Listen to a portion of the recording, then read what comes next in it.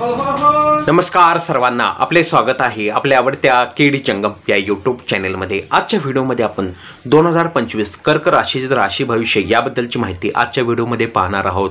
कर्क राशी 12 राशीपैकी 4 नंबरची रास असून या राशीत स्वामी हा चंद्र आहे व जल तत्वाची ही कर्क रास आहे। आत्ताच्या म्हणजे वर्तमान काळामध्ये ह्या कर्क राशीला शनीची ढैया आत्ता चालू आहे, त्यामुळे ह्या 2025 या वर्षामध्ये कर्क राशीसाठी आनंदाची बातमी म्हणजे भाग्याची साथ या राशीला लाभणार आहे। तसेच नवीन कार्याची सुरुवात करताना आपण कोणती पण गोष्ट करताना विचार करून पावले उचलावेत।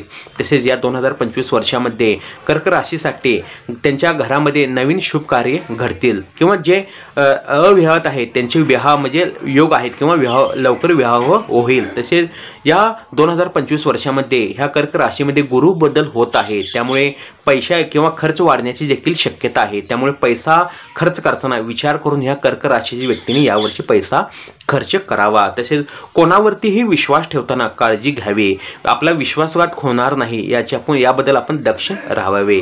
आजारपण, कर्ज, पैसा या बाबतीमध्ये आपण सतर्क राहावे, तसेच दक्ष राहून कोणतेही कार्य करावे। 15 मे नंतर कर्क राशीसाठी लांबचे प्रवास घडणार आहे। जुन्या अडचणी किंवा ज्या जुन्या समस्या आहेत किंवा जुने जे अनेक समस्या प्रॉब्लेम आहेत यापासून तुमची सुटका होण्यासाठी या वर्षामध्ये तुम्हाला मदत होणार आहे। तसेच अचानक धन लाभ होण्याची देखील शक्यता या 2025 वर्षामध्ये आहे। तुम्ही जर नोकरी करत असाल तर तुम्हाला प्रमोशन होण्याची देखील शक्यता या 2025 वर्षामध्ये आहे व तुम्ही जो व्यवसाय किंवा उद्योगधंदा करत असाल त्याच्यामध्ये सुद्धा उत्पन्नामध्ये देखील भरपूर वाढ होणार आहे।